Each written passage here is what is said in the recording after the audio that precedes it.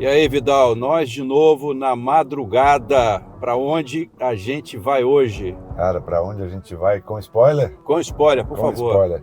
Para começar, tá 10 graus aqui, lá tá 5. Que Tá? maravilha! Essa empresa que a gente vai, gente, mais de 750 milhões de faturamento, mais de 50 milhões de unidades fabricadas por ano, com 45 mil metros quadrados de unidade fabril, 2 fábricas em Santa Catarina, presença na Argentina e no Paraguai, uma baita empresa. Onde será que é? Olha, eu vou dar mais uma dica complementar. Mais uma do setor têxtil, para mostrar como é forte o setor têxtil aqui de Santa Catarina. Bora descobrir para onde a gente vai? Vamos lá, né? Agora, sem vinheta, a gente não vai. O carro nem liga. 1, 2, 3 e vamos!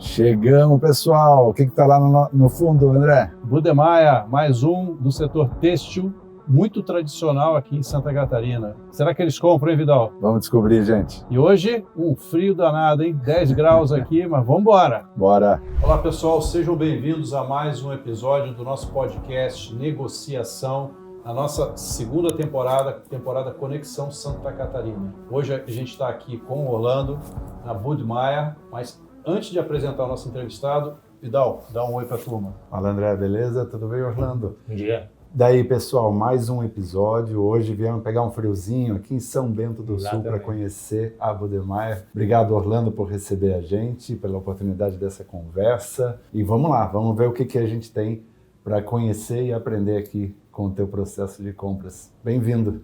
Obrigado vocês aí pela oportunidade, obrigado pela visita, já nos conhecemos já, né, de outras oportunidades aí, pegamos aí 3 graus na subida da serra aí, mas é bom, dá para lembrar o Rio Grande lá, esse friozinho. Orlando, conta um pouquinho pra gente da Budemeier. A gente sempre no começo, né, quando a gente vai sair de viagem, a gente dá um spoiler. Então a gente falou alguns números, né? Mas conta um pouquinho pra gente, né, da história aí. A gente está aqui em São Bento do Sul, né? Estamos aqui na Serra, cerca de 70, 80 quilômetros de Joinville, né? De carro em torno de 1h30, né, da principal cidade, principal polo industrial, né, apesar de a gente ter grandes empresas aqui em São Bento do Sul. A Budemeier completa agora em agosto 75 anos, né, então 75 anos de história aqui, né, a gente tem essa unidade aqui que a gente está aqui, que é a nossa matriz, né, aqui em São Bento do Sul. Temos uma outra unidade em Fragosos, né, que contém inclusive a fiação lá. Temos o nosso CD também, né, no centro de distribuição, inclusive está recebendo um investimento super bacana aí já. E até convido vocês, né, para uma próxima oportunidade, talvez a gente visitar lá. E temos o escritório de São Paulo também, né, que fica lá perto do Itaim Bibi, né, que fica na capital paulista. Orlando, começar a esquentar aqui a conversa, né, entrando mais aqui no dia a dia de vocês, conta pra gente, você já na prévia, né, falou um pouco desse momento de transformação que vocês estão trabalhando, mas conta pra gente quais são os principais desafios que hoje compras da Bud está trabalhando. A gente tem um processo que roda, né, tranquilamente na Bud de aquisições, né, e o meu trabalho aqui é estruturar melhor esses processos aqui, né? Eu sou um cara que eu gosto muito de falar em termos de projetos, né? Então a gente vem trabalhando algumas frentes, né? Vem trabalhando uma frente de cadastros, de central de cadastros, vem trabalhando uma frente de novos fluxos de compras, né? Dentro do próprio TOTS, que é o ERP, né? que nos serve aqui na companhia. Vem trabalhando também uma frente de homologação de fornecedores. A gente tem estudado algumas ferramentas de mercado. Então, essas frentes a gente vem trabalhando, né, para aprimorar mais o nosso processo, visando, logicamente, né, a dar um melhor atendimento lá na ponta, né, visando dar um melhor produto, um melhor serviço, né, para o nosso cliente. Legal. E falando, já entrando no processo de compras mesmo, conta um pouquinho para a galera aí quais são... como é distribuída a tua matriz de compras, né? Ou seja, quem são os teus itens A aí, tanto de diretos quanto indiretos? Né? A gente tem uma fiação própria aqui na Bud, né? Então, assim, o item A principal da nossa matriz é algodão. Né? Então a gente compra bastante algodão. Né? A gente tem químicos também, né? A tinturaria própria também consome bastante químicos. Né? Então a gente tem uma variedade de SKUs muito grande. Né? A gente, com a operação do CD, né? e dado o pool de clientes que a gente atende, a gente também tem itens indiretos, como embalagens, né, que também tem um valor considerável. Né? Então a gente tem uma gama muito grande de SKUs, mas quando a gente fala em termos de produto, em termos de matéria-prima, né, a gente fala basicamente de algodão, fala basicamente de químicos, de embalagens, e aí, logicamente, toda uma gama de produtos indiretos, de produção, de MROs também. Né? Vamos falar um pouco mais dessa questão das commodities, né, Orlando? A gente tem um episódio que a gente gravou recentemente lá na Docol, com o nosso colega Márcio, Márcio Treuc. Estou acompanhando você lá, né? Boa. Fica a dica, hein, pessoal, acompanhar que nem Orlando. Mas, enfim, eles têm lá uma demanda de commodities metais, né, zinco e cobre. Né? E isso tem um desafio, tem uma ciência por detrás. Né? Como qual é o desafio, né, os desafios que vocês têm aqui na compra dessas commodities? Eu digo assim, né, a gente falar de químicos aqui, né? Então, poxa, aconteceu né? Tá acontecendo ainda, né? Cada dia agora é uma notícia nova, né? Então todas essas questões dos Estados Unidos, Irã, né? Lá no Estreito, que acabou, né, atingindo todas as empresas, né? Então, e aí quando a gente fala de químicos, logicamente tem algumas empresas dentro do mercado nacional, mas grande parte disso está na mão de multinacionais, né? E às vezes o cara está nos Estados Unidos, às vezes o cara está na Europa, né? E aí tu recebe uma cartinha ali, né? De um aumento global, né? Às vezes nem é o presidente, nem é brasileiro, né? Presidente americano, europeu, enfim, né? Eu acho que a gente parte muito do relacionamento com essas empresas, né? Eu posso dizer aí, já estou há 20, 30 anos na estrada e posso dizer, né? Como é que a gente faz, né? Nesse caso, né? Se aproximam cada vez mais dessas empresas em termos de relacionamento, para que a gente consiga trabalhar melhor essas questões, né? Para que tu não seja pego de surpresas, né? Porque sempre é ruim, né? Poxa, daqui um pouquinho não está previsto dentro do teu orçamento de matéria-prima, né? Tu tem uma alteração de 10%, 15%, isso vai direto no custo do teu produto, né? Como é que tu faz? Não dá para chegar para o cliente e dizer assim, vou ter que te repassar 10%, 15% na ponta. Não tem como fazer isso muitas vezes, né? Então eu digo assim, tá próximo, né? E tá próximo em todos os sentidos, né? Tipo, poxa, trazer o cara para dentro da fábrica, né? Fazer visitas no fornecedor, né? Eu acho que é parceria, né? Não é verdade, na verdade é uma relação de parceria, não é uma relação de ele é o meu fornecedor, eu sou o cliente dele basicamente, né? São parceiros de negócios. Um tema que a gente acabou não conversando na prévia, mas tem um momento que a crise ela é imprevisível, né? Sim. E depois, eu diria até que, vou usar uma expressão, quase não faz sentido, mas você tem uma imprevisibilidade previsível, porque o grande susto da crise passou. Né? Agora a guerra continua, e com isso você vê no dia a dia o impacto em várias commodities ou até mesmo matérias-primas, assim por diante. Diante desse cenário, vocês têm alguma estratégia deixa eu aproveitar esse momento para me abastecer mais, para aumentar um estoque, comprar mais barato? Como que vocês tratam isso? A gente trabalha especificamente de forma estratégica em alguns itens, né? A gente estuda se de fato é importante, porque daí é aquela coisa, né? Dependendo da commodity e dependendo de quanto o conflito avance ou não, a tendência é que ele saia de 10 e vá para 100. 200, a gente não sabe nem o fim disso, né? Nem o fundo do poço, né? E às vezes é melhor tu travar alguma estratégia de compras, né? Antes que isso avance muito, né? Então, é aquela história, tá pagando 10, é horrível pagar 20, mas é muito melhor pagar 50 ou 100, né? Então, às vezes uma estratégia de estoque, de abastecimento, por isso que eu digo que a parceria, né? Tá junto, tá perto do fornecedor, e muitas vezes a relação pode ser regida por um contrato, por que não, né? Entre as partes. Tu trave alguma opção de estoque, né? E a gente fez isso em alguns itens, né? Para que tu não tenha esse problema ali na frente. É lógico, né? Quando a gente fala de estoque, né? Apesar de ser um ativo, tem as suas variáveis, né? Quando a gente questão de espaço, né? Poxa, quanto custa isso, né? Quanto espaço de armazenagem a gente precisa, quanto vai custar, né, cada Fluxo posição de caixa, pallet, fluxo de caixa, condição de pagamento disso. Assim, tem várias variáveis que tu precisa estudar, né? Às vezes, o que pode ser uma solução para o cara de compras, de suprimentos, pode não ser uma solução para o cara da logística lá fora, que vai receber lá, né, do nosso lado, vai receber isso, vai armazenar, vai cuidar desse material até ele ser devidamente consumido na produção. Então, isso precisa estar muito bem amarrado internamente, né? Com a área financeira, com a área de suprimentos, com a área de logística e com a área de produção também. Orlando, uma coisa que a gente falou muito, né, falando em compras complexas, né, Uhum. foi de energia. Sim. Vocês estão olhando isso agora, né? Uhum. Vamos falar um pouco sobre esse tema. E para começar, conta para quem está assistindo como é que você vê o atual momento do mercado de energia no Brasil.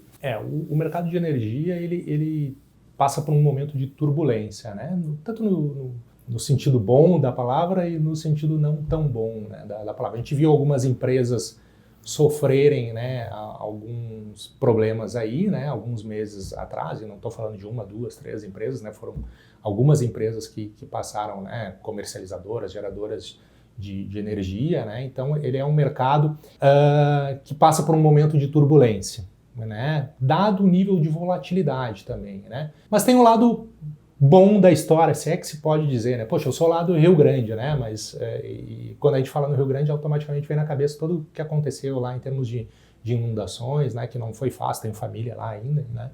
Não foi fácil passar por isso. Mas e agora a gente está dentro de um El Niño, né? E o que a gente começa a ver? O lado positivo desse El Niño é o abastecimento, né? A gente tem uma matriz energética hidrelétrica, basicamente, né? Então a gente está vendo o abastecimento dos reservatórios, né? O que faz com que o preço da energia caia no curto prazo. O médio prazo, o longo prazo ainda se apresenta um valor mais alto, né? Mas a gente vem acompanhando esse mercado, né? Praticamente a gente fala todos os dias sobre isso, né? E vem vendo que o curto prazo, né? A gente está... os preços vêm caindo justamente por essa questão aqui. A gente está falando do que chamado submercado do sul, né? Que os preços vêm caindo, né? E tomara que continuem caindo numa linha de tempo, né? Mas aí é aquela história, né? Tudo depende do tempo, né? E aí é uma variável incontrolável, né? Que bom que está assim, né, agora, mas amanhã eu digo assim, o mercado de energia, ele é como um mercado de ações, né? Ele inicia o dia, as próprias questões de precificação do PLD, né? Durante o dia elas podem ter uma variação, aí uma senoide muito grande, né? Então pode iniciar o dia muito bem, pode terminar o dia muito mal, né? Então isso tudo depende do que acontecer, né, com o tempo aí, que é uma variável que não está nas nossas mãos, né? A gente vê poucos compradores hoje em dia se envolvendo com a compra de energia, né? Talvez até por um histórico, porque antigamente você precisava ser um grande consumidor para entrar nesse mercado. Você tinha até um preço mais baixo do que a energia pública, né? Mas você precisava ser um grande consumidor. Isso mudou. Você pode ser um pequeno consumidor, exato. né? E está nesse mercado. E ali na frente, pessoas físicas, inclusive, né? Exatamente. Então, conta um pouquinho para essa galera que pode ter uma oportunidade dentro de casa e não tem. Quais seriam os primeiros passos que você acredita que ele deve dar para ver tem oportunidade ou não? Acho que o primeiro passo, né, nesse sentido é procurar um parceiro que possa te representar junto à CCEE, né? O que é a CCEE? É a Câmara lá de Energia, né? Então tu precisa ter um parceiro, né? A gente tem um parceiro devidamente contratado que nos ajuda com isso. Então buscar um parceiro, porque ele vai poder te orientar, né? Poxa, deixa eu ver as tuas faturas de energia, né? A tua fatura, se tu tem um CNPJ, ou as tuas faturas, se tu tem mais de um CNPJ, e vai dizer assim, bom, faz sentido tu estar no mercado livre de energia, sim ou não. Se a gente der um passo mais lá atrás, né, nos primórdios do mercado livre de energia, a gente vai ver que a gente tinha economias da ordem de 30%, 40% estando no mercado livre em relação ao mercado cativo, que nós, consumidores, pessoas físicas, estamos, né?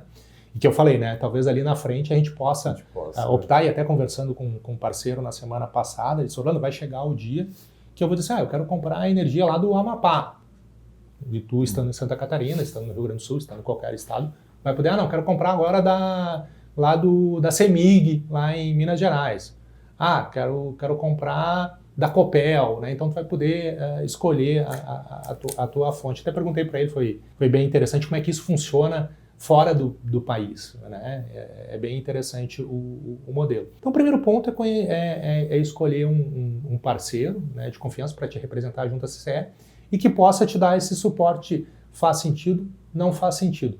Hoje, né, esse é um mercado extremamente regulado, né, e as coisas foram evoluindo. Hoje a economia já não é tão grande quanto foi lá atrás, né, mas a gente está falando aí em torno de 15% a 20%, né, dependendo, logicamente, do teu consumo, de relação de economia em relação ao mercado cativo. Então, todas as empresas, grandes indústrias, médias indústrias, é uma conta que faz bastante diferença, né? Se a gente somar ali o teu consumo e a economia mensal, né, lá no final do ano ela vai fazer toda a diferença. Então, é uma conta que a gente, pelo menos na minha humilde opinião, a gente precisa ter um carinho especial. Né? Agora, Orlando, falando do Mercado Livre agora, né? A gente viu, já que você falou do início, né, que antes tinha uma condição para quem compra melhor do que hoje e tal, muitas empresas investiram muito dinheiro, principalmente em unidades de geração, notadamente eólico e solar, né, solar mais fortemente, né, a matriz é maior em solar do que eólico nesse mercado. Como é que você viu o presente / futuro do Mercado Livre, principalmente dessas empresas que botaram tanto dinheiro nesse negócio, cara? De novo, assim, a gente passa por um momento atípico, né? Porque se a gente for ver, até nós como pessoas físicas, né? Dependendo de onde tu mora, onde tu tem a tua casa, às vezes no teu prédio mesmo, né? Vem o assunto para mim assim, vamos colocar um painel solar, né? Vamos diminuir a conta de energia, que às vezes não, quase sempre é cara, né? Pelas questões de bandeira, né? Principalmente em épocas de seca, assim. Então a gente passa por um momento, a gente cresceu muito, né? Estamos nos trópicos, né? Somos um país tropical e a gente tem muito sol, né? A gente está no cenário ideal, né? A gente tem uma questão hídrica relativamente bacana, né? Temos a nossa matriz energética é de hidrelétricas, né? A gente tem muito sol e tem muito vento. Né? Então a gente produz muita energia, né? E tem o lado positivo e o lado não tão positivo disso também, né? Porque o que acontece? Pegar um exemplo do consumidor, pessoa física. Tu foi lá, fez um projeto com a tua operadora de energia e tu disse, olha, eu vou colocar aqui no meu telhado 10 placas solares. E aí tua conta de energia, que era, sei lá, 200, 300 reais por mês, ela baixa para 50 reais, sei lá quanto é que está a taxa, né, básica de energia. Aí tu gostou disso, né? Porque tem uma economia, né? Tu como um bom comprador, né, também gosta de fazer economia em casa também. Aí tu diz assim, poxa, mas eu vou colocar mais 5 placas aqui em cima da minha casa. Só que tu não comunica a tua operadora, né? Tu não vai lá, abre um novo projeto, estou colocando assim. E tu passa a ter 5 placas. Ou seja, tu começa a jogar mais energia na rede, né? E ali atrás, até para não entrar numa questão muito técnica aqui, a gente falava, né? Ela pode ser off-grid, pode ser um grid, né?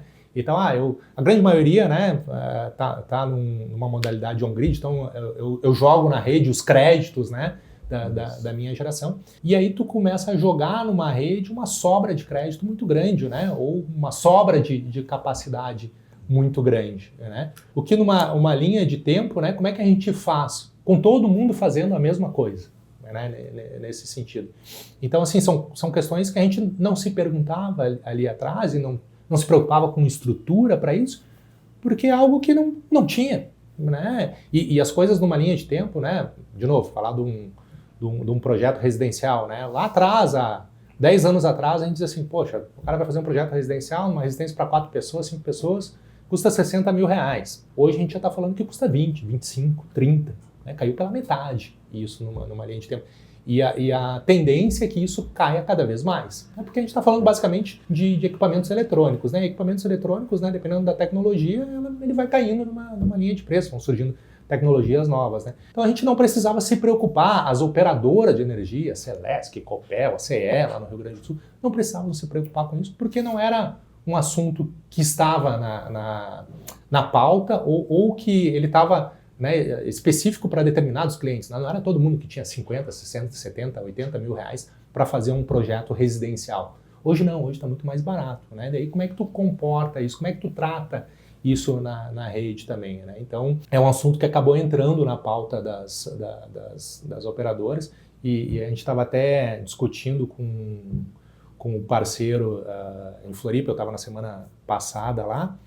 Pode chegar um ponto em que tu, consumidor, unidade física, né, a tua operadora não autorize tu a colocar a tua unidade solar lá, né, por todas as questões de estruturação do sistema, né. Então, por isso que eu digo, é um momento assim que a gente, né, e é um assunto bacana de tratar, né, e dentro das empresas também, né, porque tem essa questão, fica no mercado livre, fica no mercado cativo, tem economia, não tem economia, qual é o primeiro passo, qual é o segundo passo, como é que eu vou ver essa economia de fato na ponta, né?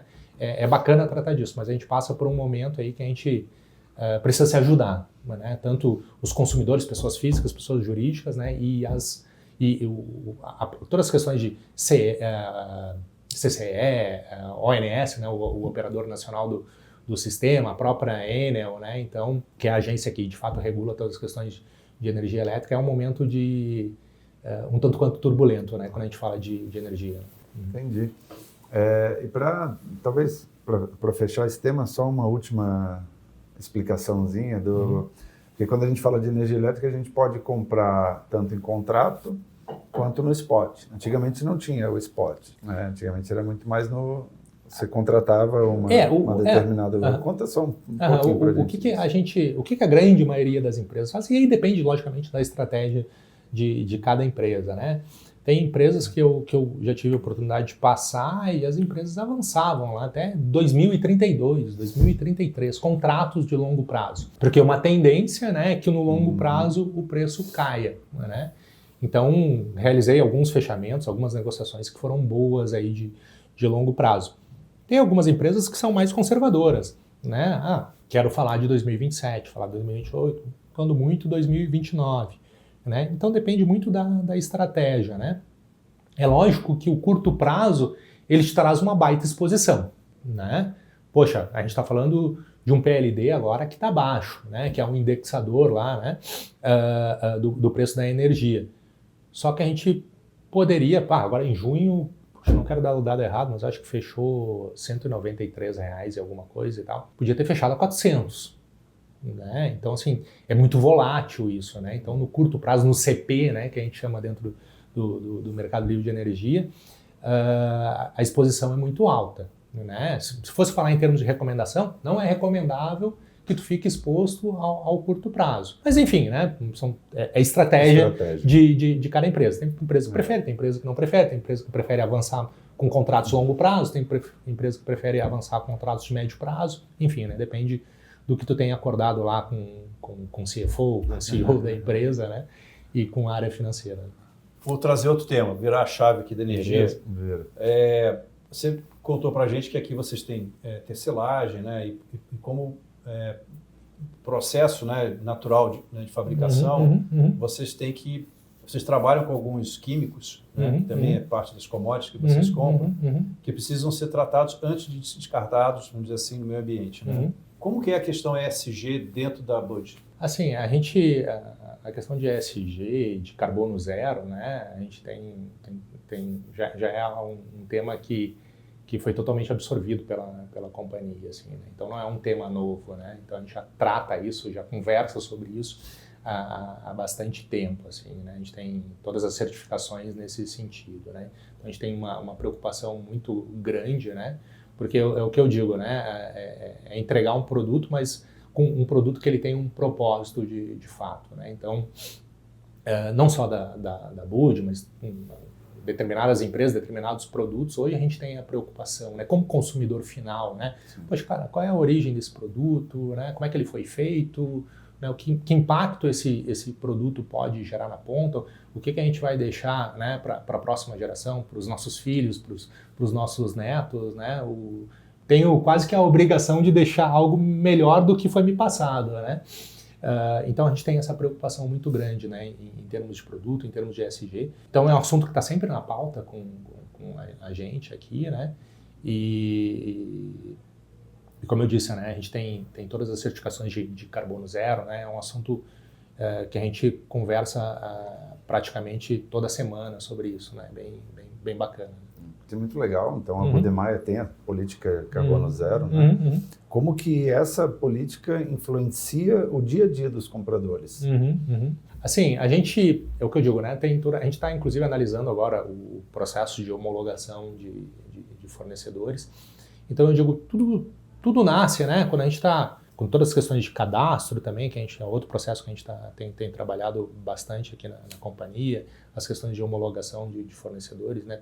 Ter todo o cuidado nesse sentido, né? Todas as questões de documentação, né? Se a empresa está ok, se a empresa não está ok, se a empresa compartilha dos mesmos valores que a gente compartilha, né? Enfim, isso tudo é muito importante e precisa fazer parte do processo de compras, parte do processo de homologação de fornecedores. Então é um assunto praticamente diário ali na área, né? Quando a gente fala, tipo, poxa, eu preciso comprar esse item, a gente tem essas opções, né? Como é que esses caras estão, né?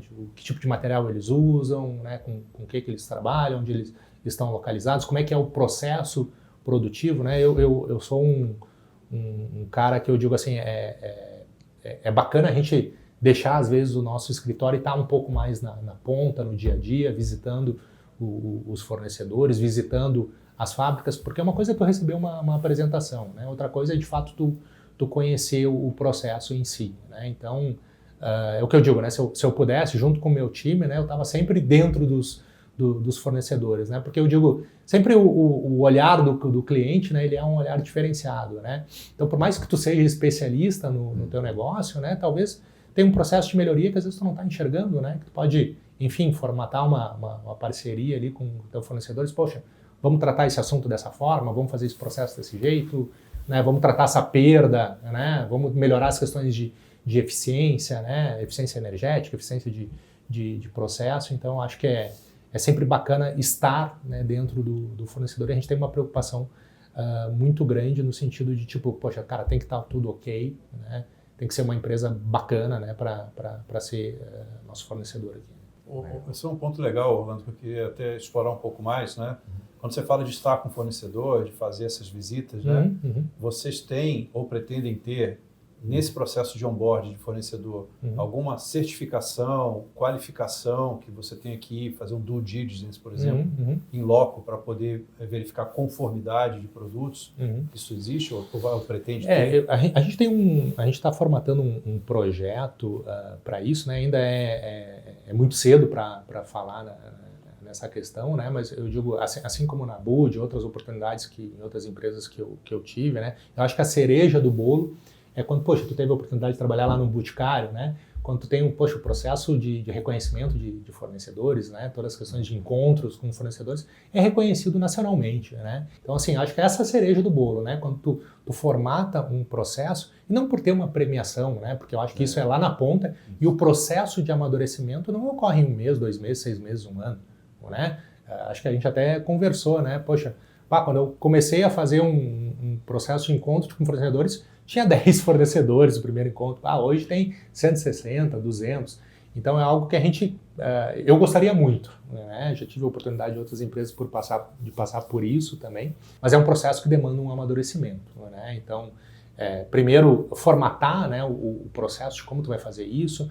Tu tem ferramentas internas que vão te ajudar nessa avaliação, vai ser um Excel, enfim, né? Precisa verificar todas essas questões antes, né? O time está preparado para isso, né? A gente tem pessoas para fazer a avaliação, porque não dá para fazer a avaliação no mês e não fazer no outro, né? É um processo que ele não tem fim, né? Ele teve início e não pode ter fim. Começa até pelos critérios, né? Quais critérios? Exatamente, né? Então, tipo, tem toda uma forma, tem um back office, né? Quando a gente fala de homologação, de avaliação, certificação, recertificação de fornecedores, que precisa ser formatado aqui atrás, né? Eu me lembro que até trabalhei numa startup lá em Curitiba, tem um pessoal que foi pro BOT lá, e o pessoal tem um pessoal destacado para trabalhar exclusivamente nas questões de avaliação de fornecedores, né? Então, assim, logicamente, a empresa é grande e tal, né? Mas bacana, né? A gente saber que as coisas podem ser estruturadas e que a cereja do bolo pode ser esse encontro com os fornecedores lá na frente. É um desejo que a gente tem, né? Vamos ver como é que as coisas caminham, né? Legal. A gente falou bastante de diretos, né, Orlando, até agora. né, com exceção da energia aí, que para mim é quase direto, né? Afinal de Quase contas, direto, praticamente. Quase direto. É verdade. A indústria sem energia não roda. Mas se a gente levar para indiretos agora, quais são os seus maiores desafios nos indiretos aqui? Eu digo assim que indireto, né, dependendo dos itens que a gente tem, né, eu digo, logicamente, respeitando todas as questões de certificações, quando a gente está falando de algum material de segurança, por exemplo, né, mas eles acabam, de uma forma ou de outra, impactando o custo, né, impactando a despesa na empresa. A gente gosta muito de falar de inovação aqui, né, então eu tenho discutido bastante com o pessoal de armazenagem, né, com o pessoal de almoxarifado, warehouse. Poxa, de que forma a gente pode automatizar esses processos? Porque, poxa, lá atrás, né, nos primórdios, lá, eu trabalhei muito tempo, né, dentro de áreas de armazenagem, de áreas de estocagem. E se a gente for ver o processo numa linha de tempo, ele não evoluiu muita coisa. Porque vamos pegar o exemplo, de novo, né, de materiais de segurança. Como é que acontecia lá atrás, né? Tu precisava de um óculos de segurança, um tampão de ouvido, um sapatão de segurança. Tu ia lá, fazia uma requisição, né, pro almoxarifado, no talãozinho, ia lá no guichê do almoxarifado, quero um óculos de segurança. O cara ia lá, na prateleira, pegava o Cardex, né, na fichinha, dava a baixa ali, botava e te entregava o óculos de segurança e arquivava ali a tua fichinha para fazer a baixa ali, a contabilização no teu centro de custo lá. Numa linha de tempo, o que a gente evoluiu nesse sentido? Bom, não temos mais a fichinha no papel, temos a requisição no sistema. Não temos mais o Cardex lá no almoxarifado, né, no papel, temos ele dentro do sistema. Alguns ainda dizem, consulta o Cardex aí, né, que na verdade é o histórico de movimentações. É como o extrato da nossa conta bancária, né?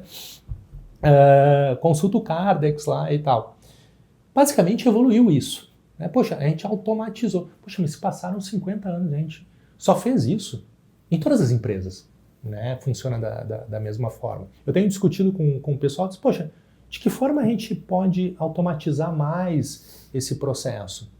Né? Será que a gente precisa lá do Joãozinho dando para o Vidal lá o óculos de segurança, né, ainda? Ou será que isso pode ficar numa vending machine da vida, né? Que o cara vai lá, bom, ele digita ali o badge dele, né? Bota digital, né? Reconhecimento facial, sei lá, né? Coloca o centro de custo dele ali, digita, cai ali o óculos dele, cai o sapatão de segurança, cai o Luvex ali, né? Cai a luva, enfim, né? O produto ali. Poxa, parece simples, né? E isso já tem muitas empresas que fazem, não é nenhuma novidade aqui, não é isso, né? Mas eu digo assim, poxa, é algo bacana de a gente trazer para dentro de casa, né? E aí eu tiro o pessoal dessa operação, que é uma operação automática, né? E de novo, né? Enfim, todas as questões de IA, né? Aí uma operação que ela acontece de forma automática, por que não tem uma máquina fazendo isso, né? Não quero perder tempo com esse tipo de operação. Então a gente tem conversado muito de que forma a gente pode trazer inovações para esses processos que parecem ser simples, mas que demandam alguém lá no guichê te dando o óculos, te dando o sapatão, porque precisa ter, né? A empresa funciona em 3 turnos, né? Precisa ter essas pessoas lá. De que forma a gente pode automatizar isso mais ainda, né? Então acho que é bem bacana falar sobre isso. Uma pergunta natural que vem, né, depois de tudo que você falou, e compras. Né? O que você está vendo para compras em relação à inovação, tecnologia, enfim, qual é o cenário que você está desenhando aí?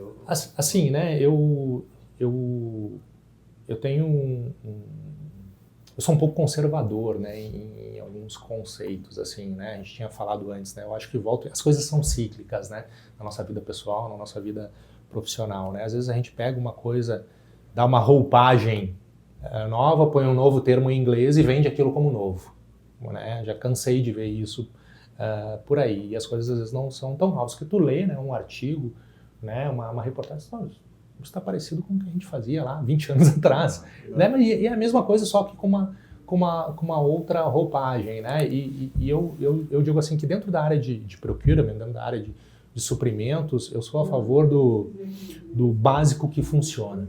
E a gente, por vezes, a gente vê assim dentro das companhias, poxa, mas a gente não faz isso ainda. Cara, ainda não faz, né?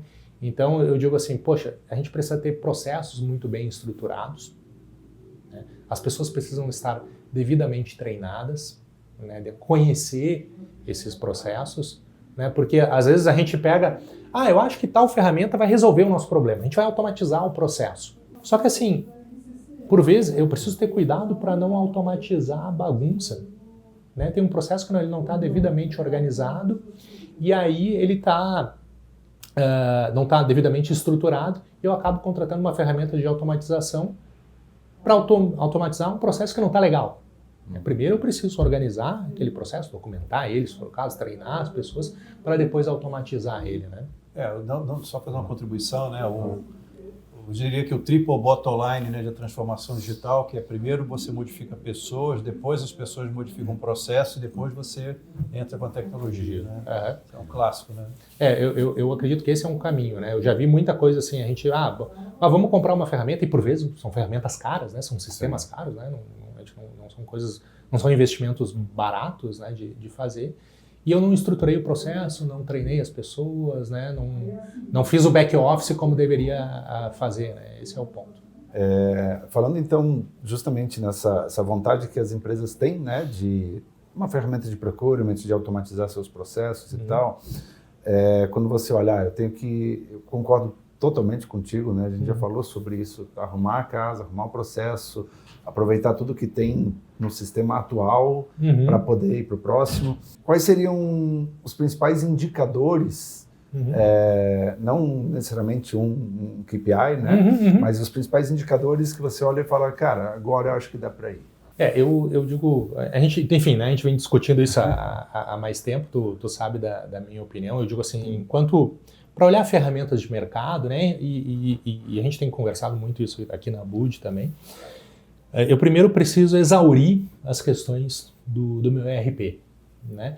Eu posso até te dizer, tenho conversado com alguns colegas também, eu digo assim, ali atrás eu tinha uma opinião um pouco diferente. Eu disse, não, olha, cara, eu não quero nenhuma ferramenta satélite, o ERP, e eu acho que 100% a gente precisa desenvolver dentro do ERP, nem que isso seja customizado dentro do ERP. E aí, logicamente, né, quando a gente fala de customização, tem os seus custos também, né? Hoje eu já tenho uma opinião um pouco diferente, né? Eu acredito que alguns ERPs, né, e a grande maioria deles, talvez de fato não consigam atender determinados requisitos que a gente precisa no nosso dia a dia, né? Vou dar um exemplo aqui. Poxa, um TMS, né, de mercado.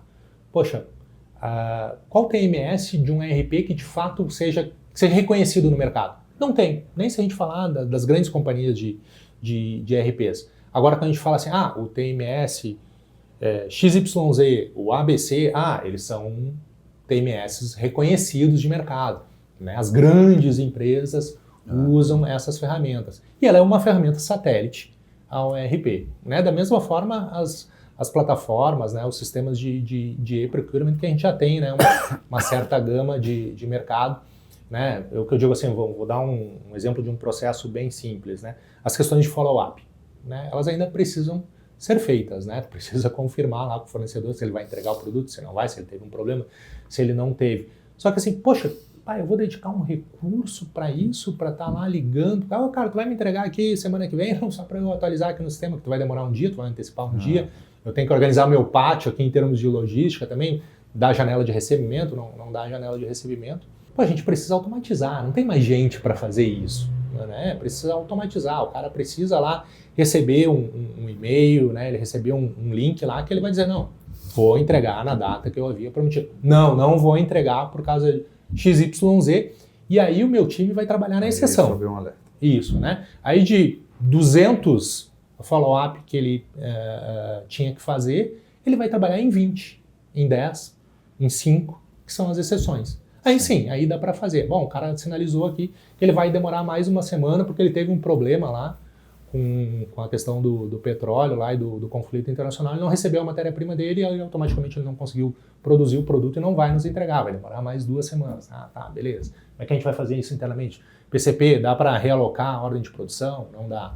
Né? Então, assim, eu acho que nesse sentido, né, hoje eu já sou já sou mais amigável, né, de ter uma plataforma satélite devidamente estudada, devidamente estruturada, dentro de um projeto, né, com todos os processos devidamente descritos aqui atrás no back-office, para daí sim partir para uma automatização. Né?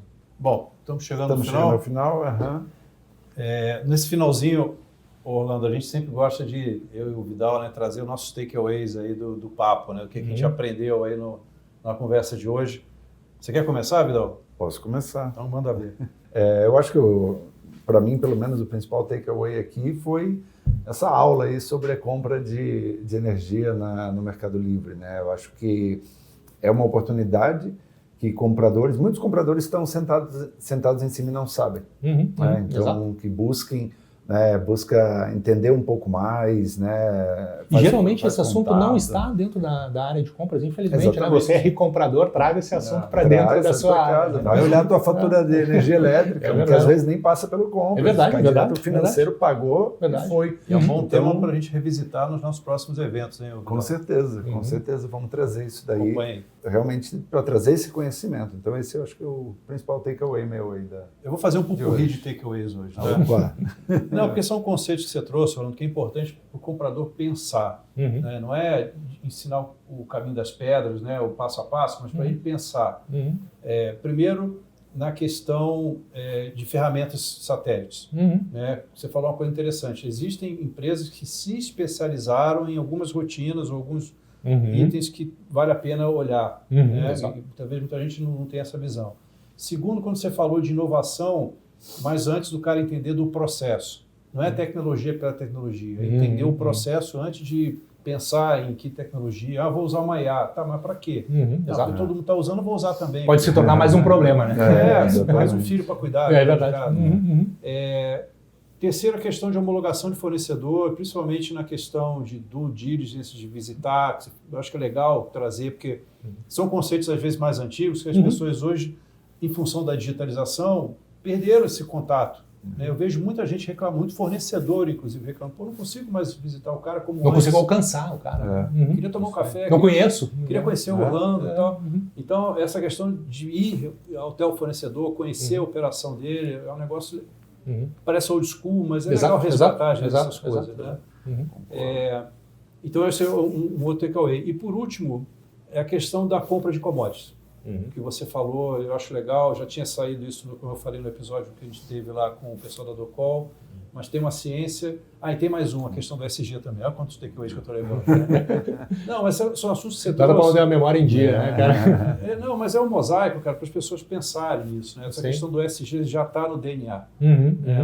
Que o ESG é um negócio que teve um início lá atrás... E tem uma maturidade hoje. Né? Eu acho que é legal tirar uma foto hoje. Como é que está esse tema hoje? Parece que perdeu um pouco do foco, mas ganhou uma maturidade em muitos lugares, como você está trazendo. Eu acho legal esse conceito da maturidade do ESG, discutir um pouco isso. Talvez até um assunto para eventos também a gente trazer. Então, esse são o mosaico aí de takeaways que eu trago hoje do papo aqui com o Orlando. Bacana. Orlando, eu queria mais uma vez agradecer a disponibilidade, a conversa, foi muito bom conhecer a Budweiser, né, te rever também, e trocar essa ideia e trazer mais conteúdo. Pessoal, lembre-se, tem muito conteúdo no YouTube do Negocia com 2 Is, segue a gente, ativa lá o sininho, que sempre que tiver conteúdo novo, é conteúdo gratuito. É uma pós-graduação MBA em compras, se tu conseguir acompanhar aí tudo que a gente coloca, né? Se inscreve, não custa nada, é de graça e você tem tudo isso para você. Às vezes a gente não... Muitos me perguntam, né, quando estão começando aí com 18, 19, 20 anos ainda dentro da faculdade, cara, como é que eu começo, né? Por que eu tenho que estudar? O que eu tenho que comprar? Você não precisa comprar nada. É só seguir o pessoal lá. Tá lá o conteúdo disponível para vocês, lá como tu falaste, né? Vai ter um pós-graduação aí em termos de procurement. Legal. Então, obrigado, André, mais uma vez pela parceria. Orlando, se tu acompanha o nosso podcast, você sabe que a gente tem a finalização, aquele pedido especial. Aquele pedidinho de olhar para a câmera e negocia a arte de fazer bons negócios. Negocia a arte de fazer bons negócios. Boa, muito bom. Muito obrigado. Valeu. Até mais, pessoal. Valeu. Tchau. Até a próxima. Isso aí, pessoal. Acabamos de sair de uma conversa aqui na Budweiser. E aí, André? Belo papo, espero que vocês tenham curtido. acompanhem os nossos episódios, cliquem no sininho aí para serem notificados dos próximos, nos sigam e, Vidal, Bora! pé na estrada. Até o próximo, Bora, pessoal. pessoal.